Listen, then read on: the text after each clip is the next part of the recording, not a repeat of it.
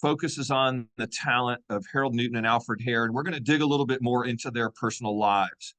And then just to kind of wrap it up with a little section I've entitled Reflections of Florida, because I feel that these works of art are so essential in reminding us of what Florida is all about. The natural side of Florida, the part of Florida that everyone called paradise when they came down here in the 40s and the 50s and the 60s. And so that's how we're going to go through today's program. We'll start with the Highwaymen basics. So let's talk a little bit about this genre of art that emerged on the east coast of Florida in the middle 1950s. All of these artists are African-American artists who got influenced by other people in some cases. Many of them had a lot of natural talent to begin with, but as you'll learn in the program today, inspired by Bean Bacchus to do landscape paintings and to do them in a fashion that would be very attractive to their customers. The artists were based in Fort Pierce, Florida, which is due east to Sarasota. You've got to go a little bit of east and south to get to Arcadia, and then go over to Okeechobee, and then a little north and east to get up to Fort Pierce. But we're on the same latitude with Fort Pierce. So this is just directly opposite us on the Atlantic coast of Florida. And then whereas Alfred Hare was from Fort Pierce, Harold Newton was from Gifford. Gifford's just a little north of Vero Beach. It's about 15 miles from Fort Pierce, running north. And Gifford is the African-American community adjacent to Vero Beach. They painted with oil paints. This is not watercolor. It's not acrylic. It's not gouache. It's oil paints.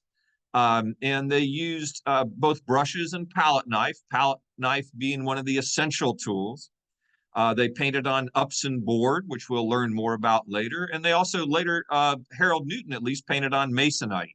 And then ultimately some of the artists began to paint on canvas in the modern years.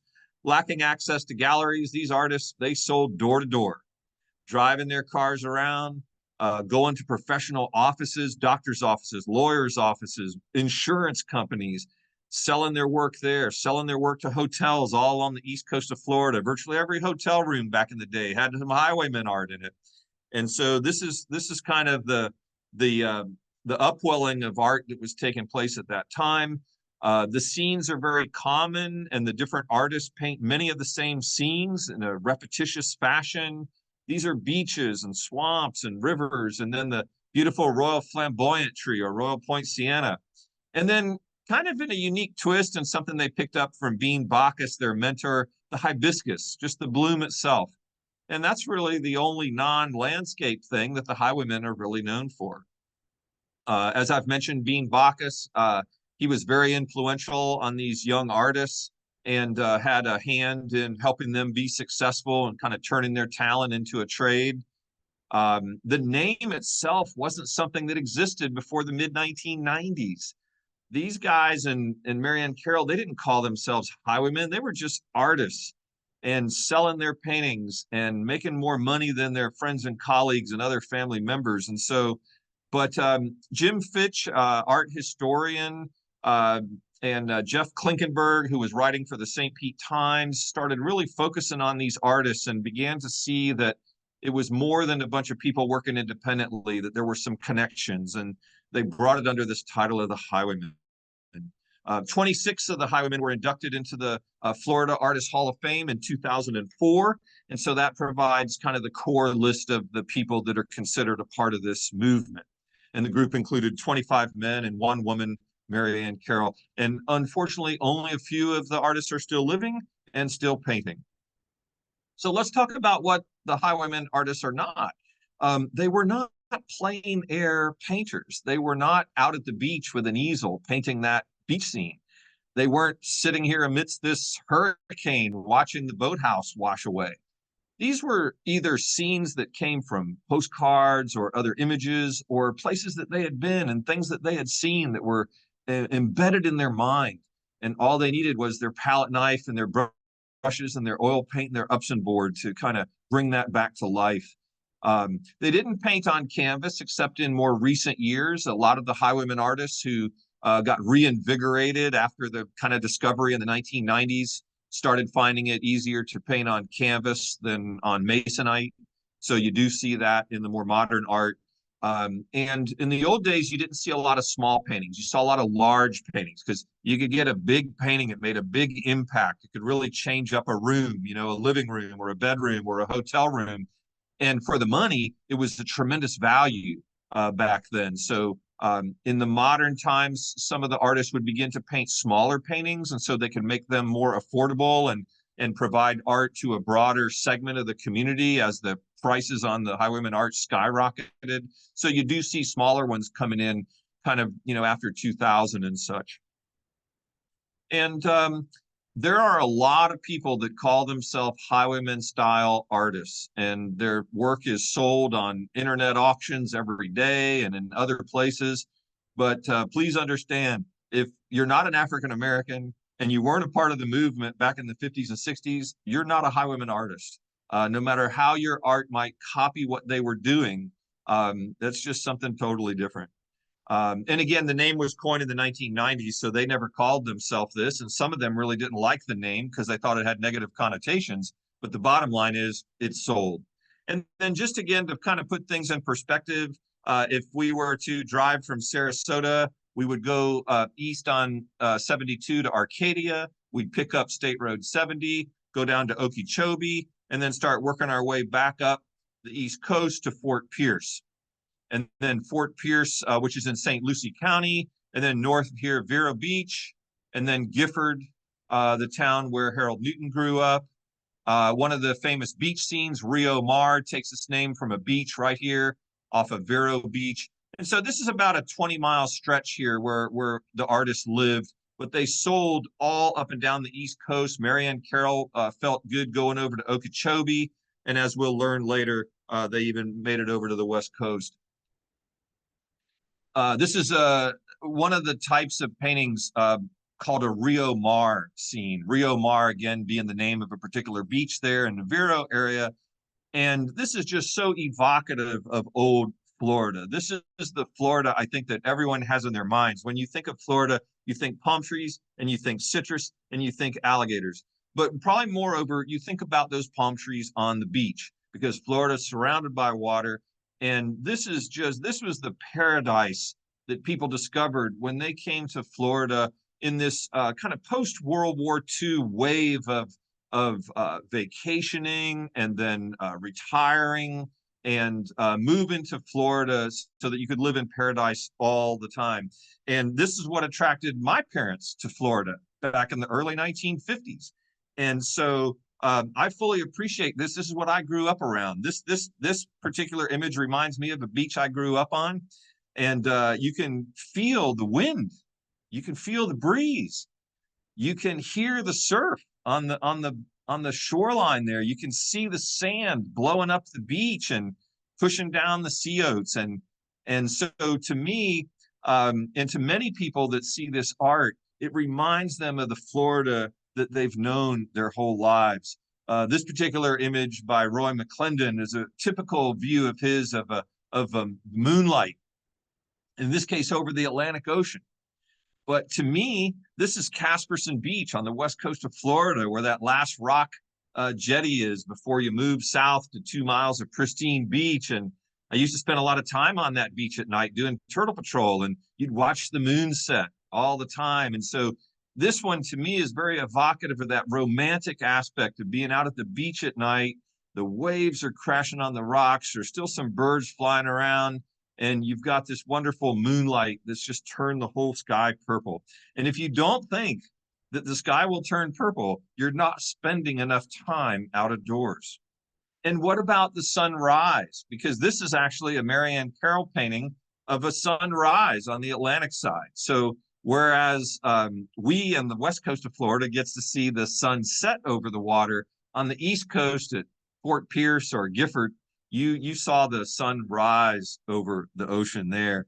And what an amazing shot of just this wonderful orange sky, and then the orange or bronze reflection in the very shallow water that's lapping up on the shoreline. And folks, you can see this almost any night if you go out to the Gulf of Mexico when there's a big orange sunset, and you can see that reflection shimmering in the water there. And so you might at first look at this and say, well, those are dramatic and bright colors, and that's not natural, but it really is. You just need to go out and check it out. Here's another example, an Alfred Hare painting in his fast style, a very typical scene of the river kind of coming out to, or a little tributary coming out to what they call the Indian River. So what we call our bays on the West Coast, they call the Indian River on the East Coast, but it has inlets out to the Gulf just the same way we have passes out to the, excuse me, it has inlets to the Atlantic in the same way we have passes out to the Gulf of Mexico. And so this is one of the areas where little fresh waters kind of coming on down to the Indian River there, and you've got the Spanish moss on the trees. You got the beautiful palm tree, little cabbage palm tree sticking out there. And you have both a foreground scene with some grass and then a distant scene. And this is also the view that you would have seen if you were cruising down the highway and you went over a little bridge on one of these little creeks or one of these little tributaries going out into the Indian River. And so if you could just imagine being in your car, your windows down, nobody had air conditioning back in the day, then this is exactly what you're seeing as you're driving down the road. And you end up in some gift shop and you buy some postcards and things like that, and they show some sunsets and some different Florida scenes, and you're happy to get those postcards as souvenirs. And then you find somebody selling something like this on the side of the road where for 20 bucks you can buy this 2-foot by 3-foot painting that'll completely change up your living room. That's how these paintings ended up all over the country. A couple of other examples, the one on the left showing a little boathouse and a fishing boat, another theme that's common within the higher quality highwayman art. And then on the right-hand side, just a wonderful little palm island out in the middle of a marsh. This is the type of scene that is all over the central part of the state of Florida, all over the East Coast. Once you get away from the shoreline, you're basically in the Everglades. And then here in Sarasota, for instance, you could go out to the Carlton Reserve out east of Venice and go down to Powerline Road, and you could see scenes just like this today in preserved land. But back in the day, you saw this everywhere. In between every town, if you were traveling down the barely 2-lane wide 41 between Sarasota and Fort Myers, for instance, you would go through the little towns of Osprey and Venice and Northport and such. But in between, there were these wide expanses, and this is what you saw. And here's another little kind of a river scene given away to an expansive marsh. This is by Livingston Roberts. It's got wonderful color in the clouds, wonderful egrets. And again, this would be a great place to go fishing. One of the things that captivates me about the artwork is the simplicity of it, but how the simplicity kind of replicates nature. So if you look at the vegetation in the lower left-hand corner, you see this little dabs of the application with the palette knife, and yet it looks so real. It looks so real, like that aquatic vegetation growing right along the shoreline. The beach scenes are just always fascinating. And again, when you look at something like this and you see those clouds building, in this case, building out over the Atlantic, I mean, this is what the Gulf of Mexico looked like this morning. If you got up early enough, there was a big rumbling of clouds out there, and they were all kind of raising up. You see the birds out here trying to catch some fish in the waves. And again, you see this wonderful shoreline where you can actually see the action of the waves coming in and then the tide going back out to fill the next wave, splashing up on the beach. And another one of the typical highwayman scenes is along US 1 over on the East Coast. This is the equivalent of our Highway 41. And here again, you've got what you would see literally driving down the road back in the 1950s, early 1960s. If you want to convert this for the west coast of Florida, this is Indian Beach Road, Bayshore Road and Indian Beach up by the art school on Sarasota Bay with Longboat Key in the distance. So I kind of like to transpose the East Coast themes to the West Coast where I live. And, this tree, the Royal Flamboyant or Royal Poinciana, became such a critical piece for the highwayman artists to sell, because people that would come down here as tourists would see this entire tree in full bloom. And they didn't see anything like this up north. And so this was the tropics for them, the coconut palms, the Royal Poinciana, the hibiscus. This was really that tropical paradise that people came to Florida for. And you might wonder, well, why don't you see like jacaranda trees or the golden rain tree and that sort of thing? Well, those really weren't popular landscape trees in Florida until years later, like the 70s and the 80s. But back in the 1950s and 1960s, it was really these royal poincianas, which were more common south of Sarasota, just because they're a little cold sensitive. But Fort Myers and all that area and across to the East Coast, of course. And for someone to be able to purchase a painting of this and bring it back home and show their friends and say, believe it or not, in Florida, the trees just completely bloom orange and red. And then another type of art that the Highwaymen created were these hibiscus blooms. And this was really the only non-landscape thing that's a common theme within the Highwaymen painting style. And they replicated this from what Bean Bacchus was doing. And so, but they did an awesome job. And in fact, in the particular exhibition that we have right now, there are two amazing hibiscus images, one by Harold Newton when he was very young, and the other by Alfred Hare when he was still in high school. And so check those out. The orange one by Newton, and then to the right, the yellow one by Alfred Hare in 1960, still in high school. So these are the tools of the trade, maybe some wider brushes. Brushes were used to put down some of the basic colors for the backgrounds, do a little bit of the initial sky and the original background. And then most of the other work was done with the palette knife that you see on the right-hand side. Harold Newton used to paint with brushes that he would buy at the 5 and dime. Then he went and started watching Bean Bacchus paint, saw what he was using, went and, the story goes, bought a fruit knife at the hardware store, and that didn't work out too good. And then he ultimately got up the nerve to go into an art supply and pointed out to him what he wanted, and he got himself a palette knife, which he said changed everything for him. He said when he painted with brushes, people weren't too interested in his art. As soon as he started painting with the palette knife, people wanted to buy his art. So when you look at the details, and I think we're going to do that here, when you look at the details, you can see how the palette knife was used in lieu of a brush to get the crisp lines necessary to create this art the way they wanted to. In this particular image, you can see it in the palm trees, in the palm fronds. And for someone who's kind of a stickler for native Florida, I just think it's amazing how well these artists, in this particular case, it's Livingston Roberts, captured both the living and the dead fronds, you know, the brown fronds that you always have on a cabbage palm. And here again, you can see them kind of blowing in the wind. You see the shorebirds kind of sailing on the wind there. And then in the lower left-hand corner, and one of the things I love about this painting is the turquoise, the beautiful clear blue turquoise of the waves themselves. As the sunlight's coming through the wave, it's like you're watching a surfing video from the Hawaii, you know, where all the waves are backlit, the surfers are trying to catch that tube. Well, it's the same kind of thing. And if you spend enough time on the beach, you'll see these waves. And if you're seeing it around sundown, you'll see that light penetrate the wave, and it just makes it brilliant. And so these images, to me, are just so evocative. But then getting closer in, you can see literally the strokes with the palette knife to create these little palm fronds. And this particular image by James Gibson kind of shows it as well, too. Now, this is kind of a 1980s painting by Gibson. It's on masonite, so it was no longer on Upson board. Back in the 1970s, he did a lot of monochromatic stuff. So it'd either be blue, or it'd be gold, or it'd be orange, or it'd be some color, even gray.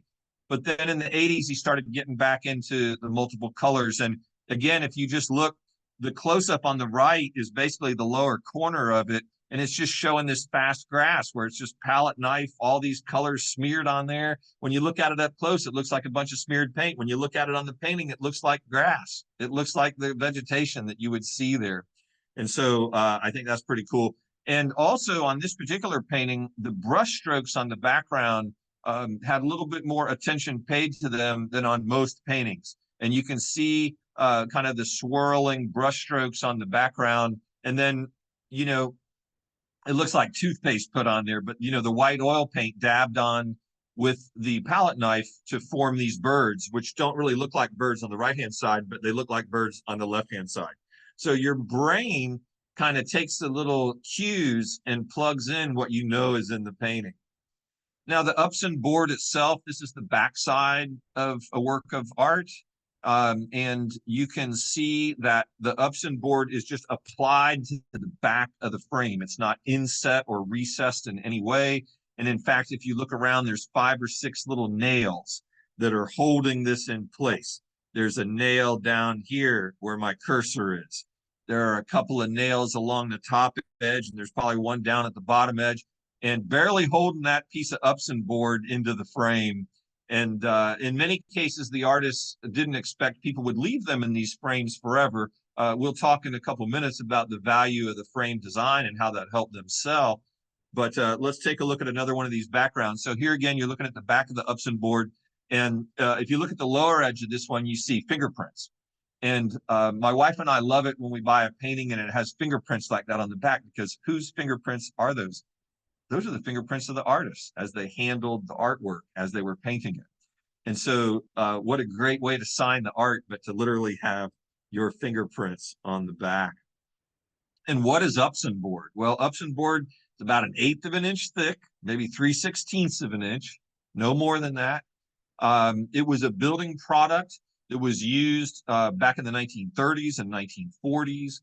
In the 1950s, department stores were using it a lot for creating backgrounds for displays and their big picture windows. Theatrical groups used it a lot to create sets because it was cheap, it was strong, you could cut it easily, you could paint it easily. And so this was the material that the Highwaymen artists sought out, because instead of having to buy an expensive artist board, they could get something that was 95% the same and buy it in a big 4x8 sheet, like a big sheet of plywood, for cheap. And then they could paint several paintings. So I did this sketch years ago just to kind of illustrate how this could work with a 4x8 sheet of Upson board. And they just take a razor knife and do the cutting. And one of the standard sizes for a Highwayman painting is 24x36, or 2 feet by 3 feet. So you can see on this particular sheet here, you could get 3 of those. And then you would have leftover little 12x24s up at the top. And oftentimes those would be used to paint similar images or matching images to match the bigger ones. And so you might sell someone a large painting, and then they look over and you see you got 2 more that are the same color or the same image. So they want to buy those too.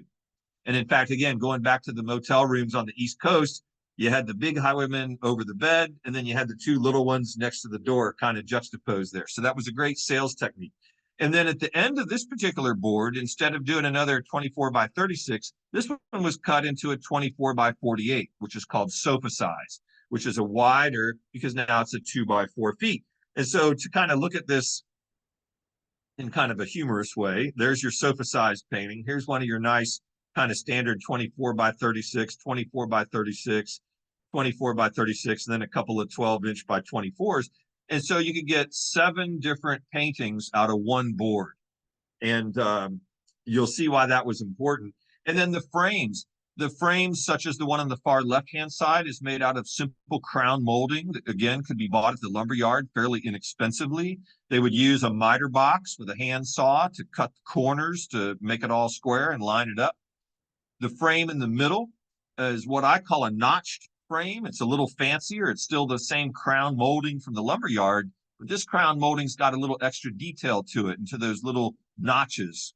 And you'll notice in the exhibition that's currently going on that many of the Harold Newton paintings have these notched frames. And in fact, my experience in collecting has been I've only seen them on Harold Newton paintings. But in the exhibition, there's an Alfred Hare that's on this sort of a frame. And then the frame on the right-hand side is not a typical Highwayman frame, but is an example of a frame that some of the artists would use, possibly get them secondhand at a thrift shop or something like that, and then cut a piece of board to fit the frame specifically. Harold Newton was known for doing this. He didn't really get into the making 20, 30 paintings in a day. He was more focused on making a couple of nice paintings. And he, as the story goes, would go out and find frames and then cut the board to fit those frames. And that way he could sell it in what might have been considered a nicer frame. But what's interesting is that even though back then they didn't think everybody would keep the art in these frames, having the original frame is a nice thing when you buy the art. And then, of course, Once you've got it painted and you've got it framed, now it's time to put it in the trunk of your car and go out and sell it. And this is an image from our current exhibit where the exhibitions team, working with the Hort team and everybody else, as they always do, put together an amazing exhibit. We even have the trunk of the car out there with the Highwaymen art for sale in it. And so this is wonderful. You got to come down and see this. So now let's move on to the other section where I kind of want to do a little bit of a deep dive, a little bit of information that's not readily available on Harold Newton and Alfred Hare. And I very specifically did the title slide this way because their signatures on the art is always H. Newton and A. Hare. So that's how we kind of get to know them. So let's talk a little bit more about Harold Newton, and then we'll talk about Alfred Hare, and then we'll kind of compare and contrast their styles and how they did business. Harold Newton was a little bit older. He was born in 1934 in Gifford, Florida.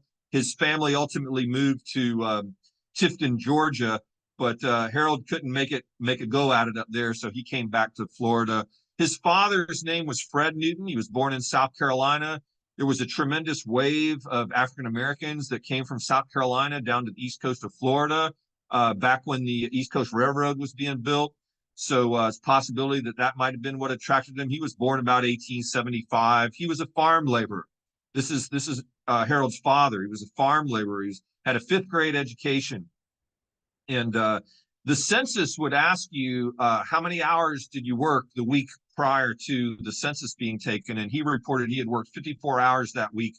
His annual income for the year of 1940 had been $468. Harold's mother's name was Rachel Gerald, and she and Fred were married. She also was from South Carolina, so they might have come down together. This is a great early photograph out of a newspaper showing artist Harold Newton, self-taught, painting one of his landscape paintings when he was young. And so, like I say, the family moved to Tifton, Georgia in 1940.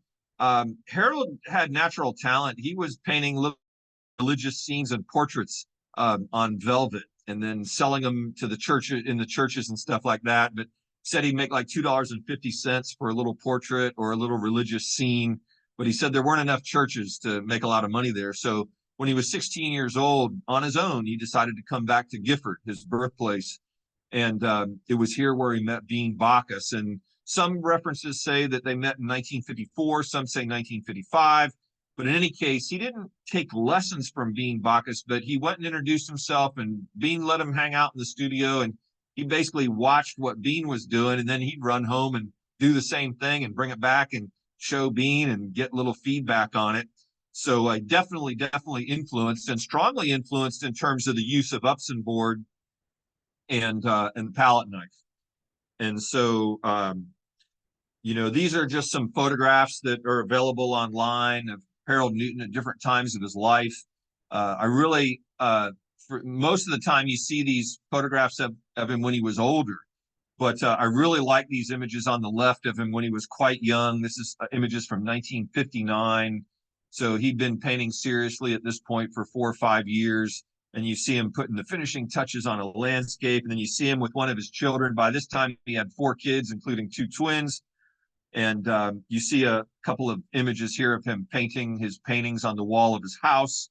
And then the photograph in the middle is kind of the most typical photo of Harold Newton with his cowboy hat. And this is how many people remember him. So now let's talk a little bit about Alfred Hare. He was born in Fort Pierce, St. Lucie County. He was born in 1941. His father was Samuel Frederick Hare. He was born in South Carolina. His father was a mechanic, worked in a garage, had a 4th grade education. When the census asked his father how many hours he'd worked the week before, he said 72 hours.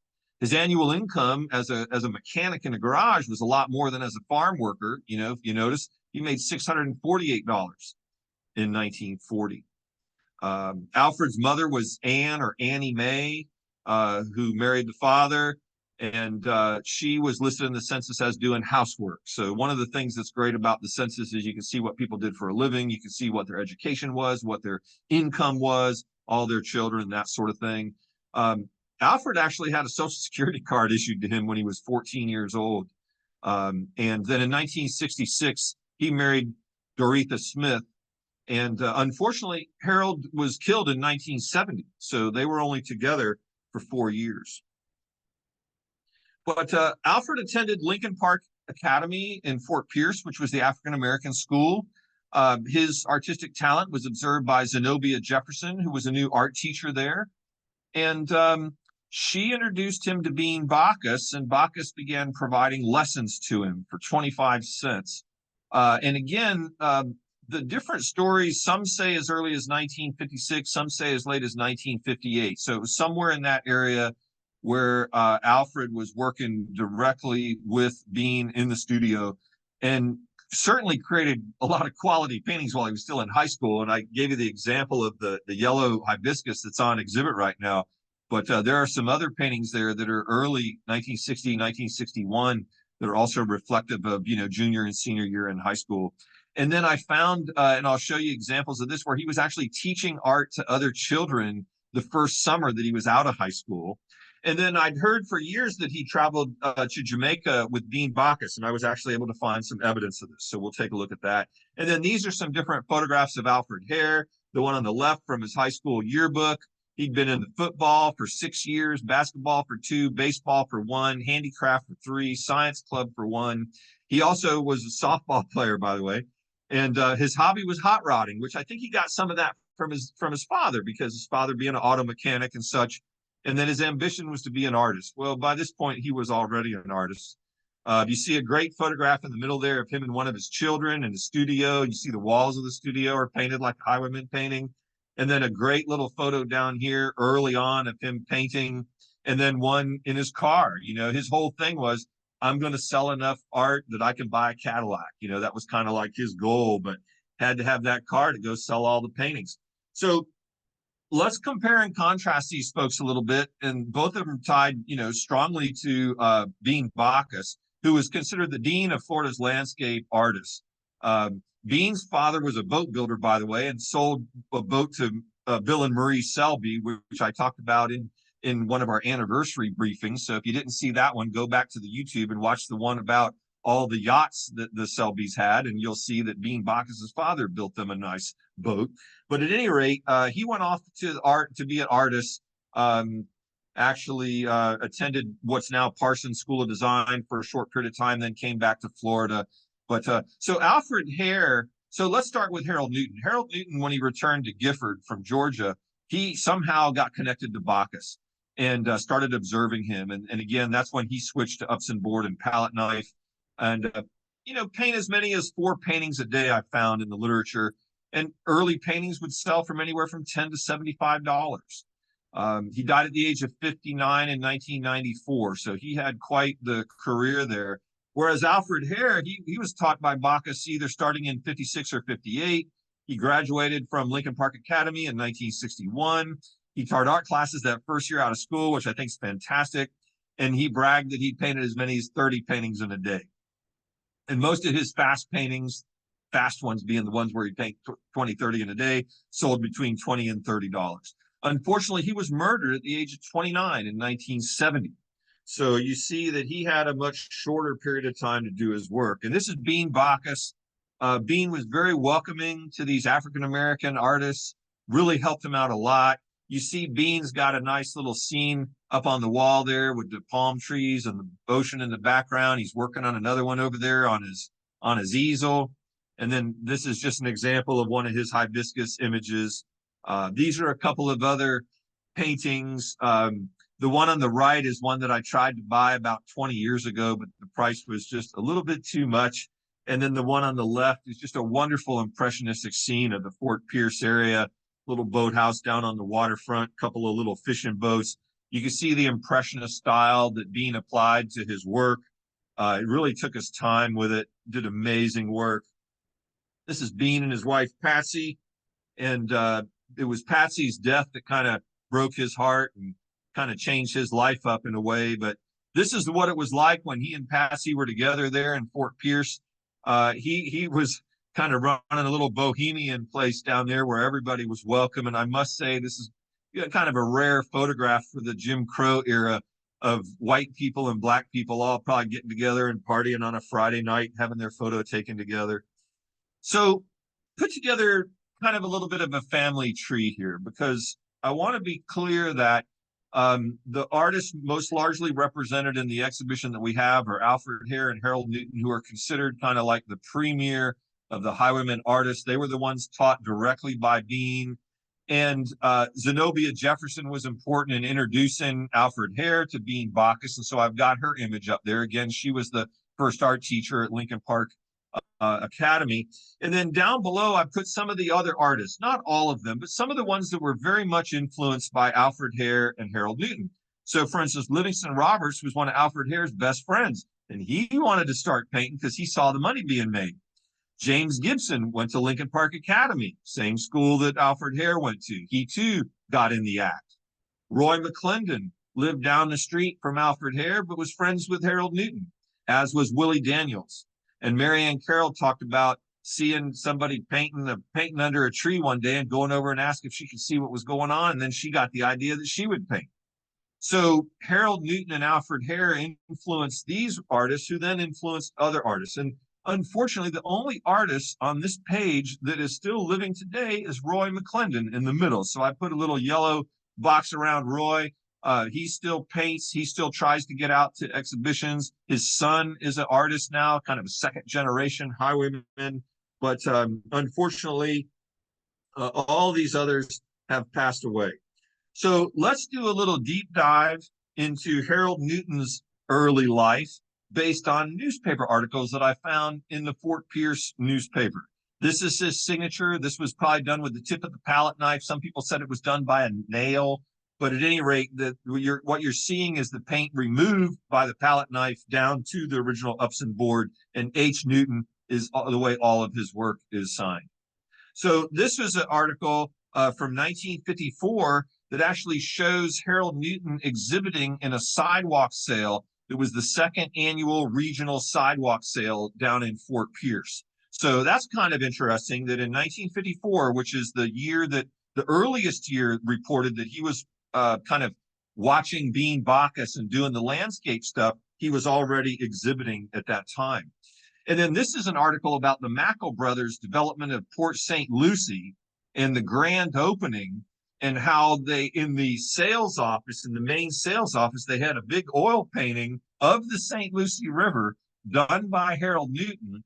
And that was what they were using to feature how beautiful this countryside was where you were going to buy a house. Now, the funny thing about this was they were blitzing the countryside. I mean, they basically cut down every tree. They filled wetlands. They dug canals. And then this is the same company that developed Northport. So you had Northport, Florida on the West Coast, and due east, you had Port St. Lucie. But the bottom line here, and the reason why I feature it today, is because of Harold Newton having sold them a painting. Now, this is 1958, that's up in their place, showing people how beautiful the country is. And it was the country that they were actually unbeautifying as they developed their subdivision. This is a fantastic article from the Miami Herald from 1959, and has some great photographs there of Harold Newton, one with one of his children in his hand, and he's saying hello to the neighborhood kids. And then the other one, he's working on the art there. And the whole, kind of the whole gist of this article is that he was able to barter his paintings for everything he needed.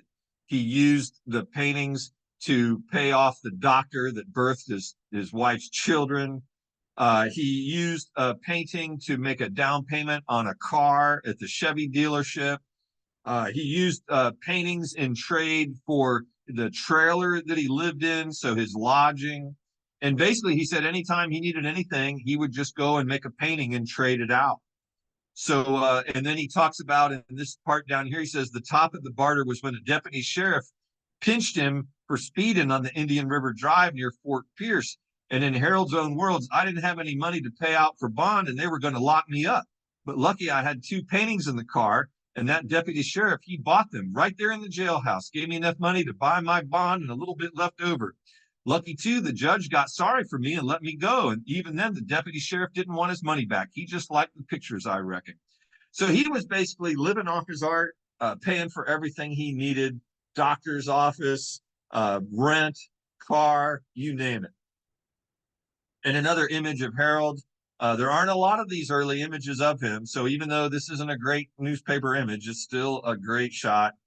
And then this one fascinated me all the way over here in Sarasota because Harold Newton actually stayed in Bradenton for a while. And here, the Moss brothers in downtown Sarasota had kind of a one-man exhibit of Harold Newton's work. And this was in May of 1960. So I thought this was fascinating. And in fact, I've been doing presentations on highwayman art for about 5 years now here in Sarasota. And every person that has come to one of my presentations carrying a work of art that's a highwayman painting has been a Harold Newton. And every professional office that I've been into in Sarasota where somebody says, oh, you've got to go see so-and-so insurance, they've got a highwayman up, it's always been a Harold Newton. So Harold definitely penetrated the west coast of Florida more so than the other artists, and definitely was here long enough to sell a bunch of paintings. But I thought this was great that Moss Brothers was giving him a one-man show. And then this is kind of following in the tradition of what Bean Bacchus did a lot. He would give away a lot of his paintings to charitable causes who would then auction them off. So here's an example where Harold Newton had done that for the Fireman's Ball. And you can't see the painting, but you see these ladies, they're happy to have it. That's going to get auctioned off and they're going to make some money. And he was kind of giving back to the community. So let's do the same with Alfred Hare. I was actually able to find more articles about him because of growing up there. And the first article that I could find with Harold, with Alfred Hare's name in it was this one. And this is from like 1956. And this is the Lincoln Park Academy football team. And I used the green arrow up at the top to show you where Alfred Hare was there on the lineup for the team. And we'll see some more sports stuff later as we go through. This is an article from 1957. So this is like he's in 10th grade, ninth grade in high school. And this is the handicraft class, the industrial arts class. And they've made furniture. They've made little miniature houses. And Alfred is second from the left there with some of his colleagues there in school. But you can start to see the creativity already, the production, the involvement with others. And then this is an article in the this is the Fort Pierce News Tribune, and they had a whole section called the Colored Community News. And within this, they featured a lot about what was going on at the Lincoln Park Academy, where they had a recreation program. And in this case, they did a hobby display. And down here on the far right, you see Alfred Hare's name as one of the artists who exhibited there in 1959. So this was when he was in 10th grade. And then here he shows up again on the football team. You see him up here and you see him mentioned down here. And so the football was very important over there. This is interesting. This is in December of 1960. Again, Alfred's kind of given back to the community as well. He painted the theater backdrop for the choral group that was singing. Actually, that's choral with an H, not choral the way I spelled it. And then on the right-hand side is an article how he did the same thing and set up the whole stage for the holiday program at Lincoln Park Academy. So he was already moving and shaking and getting involved in the community. Here's another article, talks about him. He was the vice president of his 9th grade class. And then here's a big article about how the Greyhounds, which was the name of the football team there at Lincoln Park Academy, blasted the inept team from Stewart 61-0. And Alfred Hare did a 20-yard run after catching a pass and was one of those touchdowns. So I wanted to include this because football was important to him. And something I had never heard before, and perhaps other people know this, but when he was in high school, he was a comedian. And when they did talent shows, he would always be a comedian. He had another fellow that he would do comedic skits with. Here's another example where he was with a friend named Robert Taylor. And he and Robert Taylor did a little comedic skit for the talent show. And then this is kind of interesting, too. This was the beginnings of what's now the Bacchus Museum and Gallery, where Bean Bacchus worked with the city to set up a little gallery in a park in Fort Pierce. And this shows that Alfred Hare had a work in that little gallery there in 1961, which this was right before he graduated from high school. And this is actually upon high school graduation, while everybody else was getting presented with diplomas by the principal of the school, Alfred Hare was presenting the principal of the school with a beautiful landscape painting. And unfortunately, we don't see the painting in the photograph, but We sure wish we could. And then this is the first summer out of high school. He's actually teaching at the Lincoln Park Recreation Program, and he's got a class of 15 students, and they're doing 9 o'clock to noon every day, and they're doing cartoons and small pictures, and it lists all the participants in his class. So this is amazing. Just a few years before, Bean Bacchus is helping him improve his art. Now, straight out of high school, he's an art instructor helping these young people learn. And then one of the first community colleges in Florida was started in Fort Pierce. And Alfred gave a painting to the community college, to the president of the community college.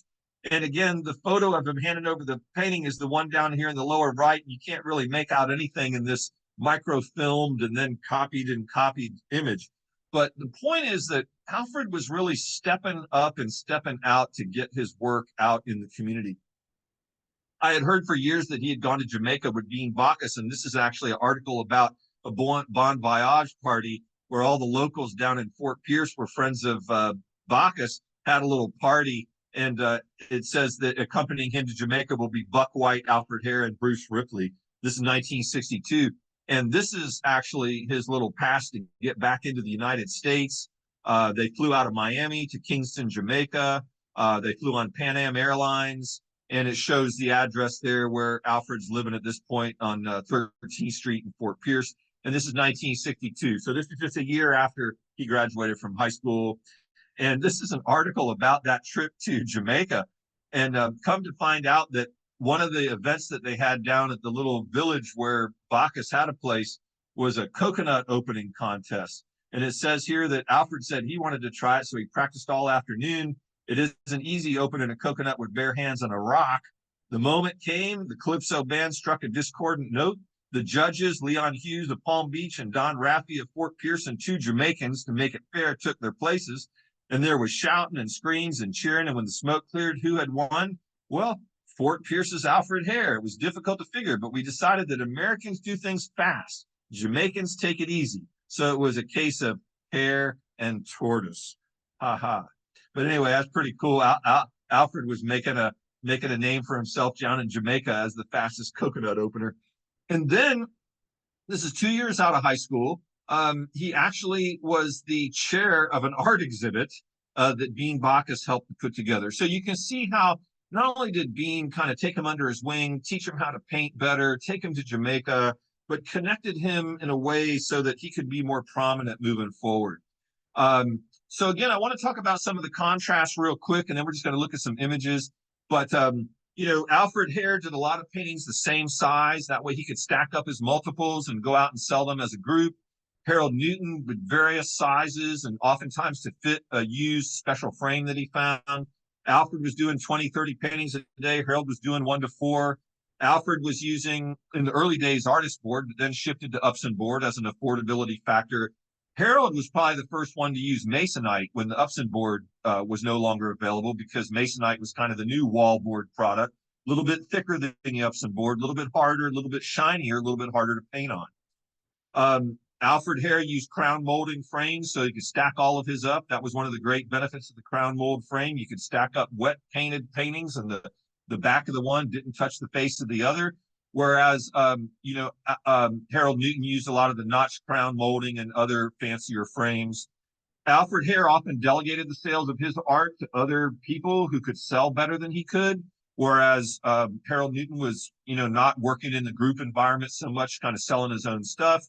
For Alfred Hare, painting was a party, have all your friends over, put on the music, start painting. For Harold Newton, it was more of the personal artist approach, and then sadly, Alfred Hare, he only had like 10 to 12 years of, he only had 10 years, 9 years out of high school before he was murdered. Whereas Harold Newton spanned almost 40 years of his life. Now, one of the things that is abundantly clear in our current exhibition is that while Alfred Hare would choose to paint fast and loose so he could make more paintings and make more money, he had the skill to paint very well. And the examples that are in the exhibition that we have now are wonderful, wonderful examples of Alfred Hare's. Alan Asselstein, who loaned us all this art for the current exhibit, He is just a huge fan of Alfred's early work and of Harold Newton's work, and he's collected the best of the best. So come and check him out. But at any rate, this example, upper right-hand corner, was a commissioned piece, very large, 24 by 48, that Alfred was commissioned by the Colonnades Hotel on Fisher Island down by Miami. Got the Royal Flamboyant. It's got a little boathouse. It's got 2 fishing boats. It's got the nets drying in the background. It's got the thunderstorm clouds that have already passed over and dropped rain. And now you've got the mirror-like reflection in the lawn down there. I mean, that painting's kind of got it all. And I wish I had purchased this when I had the opportunity to, because this is just an amazing painting. But then in the lower left, it's the same tree, but it's painted fast. I'll make 20 or 30 of these. I'll sell them all. So you can see that while he could paint fast, and that could sell for $20 or $30, he could also paint very detailed. And then this is a great little advertisement for a one-man show of Alfred's. And this is 1965. So this is kind of mid-career for him. And it's in the Bacchus Art Studio. And then here's an article from 1965 also, where they had a fashion show in the area. And but they invited Alfred to display a lot of artwork so that they could show the natural beauty of the area as part of the fashion show. And then this is the unfortunate article that ran after he was shot and killed at a bar called Eddie's Place in Fort Pierce. And this really was a downer for the artist. This really brought everybody down. Everybody loved Alfred. They said he always had a smile. He was always helping people out. He was always teaching other people how to paint and letting them help him paint. And so this was a real blow to the whole art genre that was going on at the time. And it was a very, very sad situation. The family needed money, so Bean Bacchus helped him set up sales so that they could sell his unsold works and get the money that they needed to kind of carry on. And so you've got a couple articles here about that. And this is 1970. So one of the things Bacchus talks about in the little quote in the obituary there, he talks about how Alfred was doing everything he could to kind of bring the races together in Fort Pierce. He was not a segregationist. He was a desegregationist, and that he was really trying to help build better racial relations. And then the other thing that he talked about was that Alfred had told him that he was getting ready to move to Miami because that's where his clients were, and that's where he could sell more paintings. And so I got to thinking about that, and I did this little population study. On the blue is Sarasota, and on the orange is Fort Pierce. Now, in 1940, Sarasota had a few more people. They were both below 20,000. These are the whole counties. So the orange is actually St. Lucie County. By 1950, Sarasota is starting to pull ahead of St. Lucie. By 1960, Sarasota is like 2.5 times as big. And by 1970, 3 times as big as St. Lucie County in terms of population. This might explain why Harold Newton came over to the west coast of Florida, because there were a lot more people over here at that time, you know, than there were where he was in Fort Pierce and Vero Beach. Now, with Alfred thinking about going south to Miami, Miami's population was 10 times that of Sarasota's. It was a 1.2 million by 1970, which was the year that Alfred was murdered and the year that he told Bacchus he was going to move to Miami. And then just to put all this in perspective, look at the population of Florida down at the bottom, where back in 1940, there was 1.9 million people living in Florida. And right now there are 23 million people living here. So this is why this art is so important. And again, you know, Florida in the 50s, there was no Disney. You came here for the beaches. You came here to see alligators. You came here to see attractions. You might have come here because you knew that we were going to put man on the moon and you wanted to see the building that rocket ship was going to be built in. You had a map like this. These maps are awesome. They show you what you do in Florida. You fish, you smoke a cigar, you lay out on the beach, you go fishing, you pick some citrus, you golf, you know, you see a flamingo. And then on the right-hand side, there's no interstates at this point. It's just little 2-lane roads if you're lucky, 41 and A1A on the East Coast. And, you know, this is how you got around the state. And then State Road 72 and 70 connecting Sarasota over to the Fort Pierce area.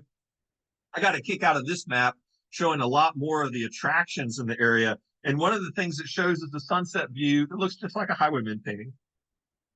And then, you know, there was Weeki Wachee with the mermaids and Gatorland and flamingo groves. But, you know, this was the era of Jim Crow. And so while white people could go to Silver Springs and take the glass bottom boat and swim with Esther Williams in the swimming pool shaped like Florida, if you were African American, you were not a part of that action. In fact, this is Paradise Park on the left. This is the backside of Silver Springs, a completely different resort, a completely different attraction, but for the African American population. And then, one of the things that we've done with the exhibition this year is feature the connections between what was going on here in Sarasota, fighting for racial equity in the 1950s with the beach wade-ins. And you see the image down below of, the presence of segregation is the absence of democracy. Jim Crow must go. And these guys said that too. Jim Crow must go. And they took it upon themselves to do something that they were naturally talented to do, to help to break down barriers between the races, because everybody wanted their paintings. And of course they did. Again, evocative of Florida. This is what people fell in love with at Florida. This is what my mom and dad fell in love with. This is the roadways going along the bays and waterways of Florida. And so instead of being obstructed by homes in between the road and the waterway, you just had gorgeous views of the waterways.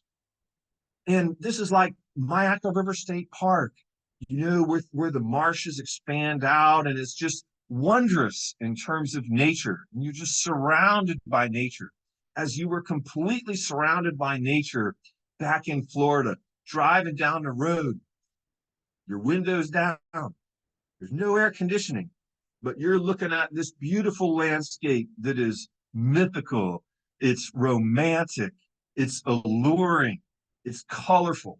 And folks, if you think these colors and these paintings are overdone, you don't spend enough time outside in the morning and at night, because nature actually is even more brilliant than some of these images.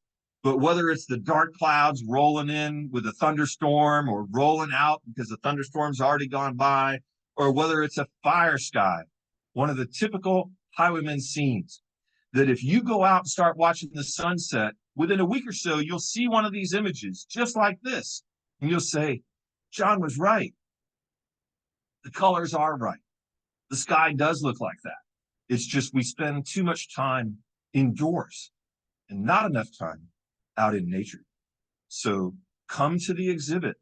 Be inspired by what we have indoors to go back outdoors and enjoy the real Florida, which is what these Highwaymen were all about. So with that, let's see if Caitlin has any questions. We've got just a couple of minutes for questions. But I'm happy to take any questions that you have. All right, we do have a couple questions. So how many of the Highwaymen sold on the West Coast? So the only Highwayman artist that I really know sold over here was Harold Newton, and fortunate, Harold's one of the best. So a lot of people bought very, very nice paintings back in the day. It wouldn't surprise me if a couple of the other artists made it over this way, but I've never heard anybody talk about that. Now, when you get into the 1990s and kind of the resurgence of interest in the Highwaymen, then shows and exhibitions started popping up everywhere in Florida. And so, but I'm talking about back in the 50s and 60s and 70s in the early days. I think it was just Harold Newton, and we're thankful that he did it. Great. And for those of our far-flung viewers who won't be back in town until a little bit after the exhibit closes, are these paintings available to view for the public anywhere else? Well, occasionally you'll see, it's more common on the East Coast. They do an annual Highwaymen show over there. You're not seeing as many of the shows as you did back in, say, between 2000 and 2010. There aren't as many of the living artists to participate anymore. But you can definitely, if you Google Highwaymen, look for exhibitions and shows, you can definitely find opportunities to see the paintings. You can also find them in antique shops. You have to be careful because a lot of the antique shops will label anything a Highwayman if it looks like a landscape painting. But you really want to look for the signatures of the artists that are in the Artist Hall of Fame. Great. And then are these the same ones that were in City Hall in May, or are these different paintings? No, these are now the lender had some paintings in the exhibition at City Hall. Also, Roger Lytle, who's from the East Coast of Florida, who's one of the foremost experts on Highwaymen art, who had really helped us with our previous Highwaymen exhibit here at Selby Gardens. He, I think, owned most of the paintings that were in the City Hall exhibit. Great. And I think we have time for one more. If somebody was interested, just fell in love with these paintings and wanted to get one themselves, are any of these still out there available for people to buy? Well, they are, and the prices have gone up dramatically, but there's also a lot of high quality art that is for sale. I think I would suggest that they talk to Roger Lytle over on the East Coast, because like I say, he's kind of the expert, and he goes under the name highwaymenartspecialists.com.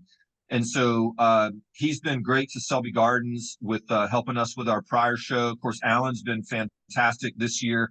Alan kind of opened up his home to us and said, whatever you want to use. And so everything from the current exhibit is Alan Asselstein's, who's local here in Sarasota and who I met a couple of years ago when he learned that I had an interest in Highwaymen art. And so we were plotting to do an exhibit together and weren't able to do so until we both landed here at Marie Selby Botanical Gardens. But anyway, yeah, so there's art out there to be had.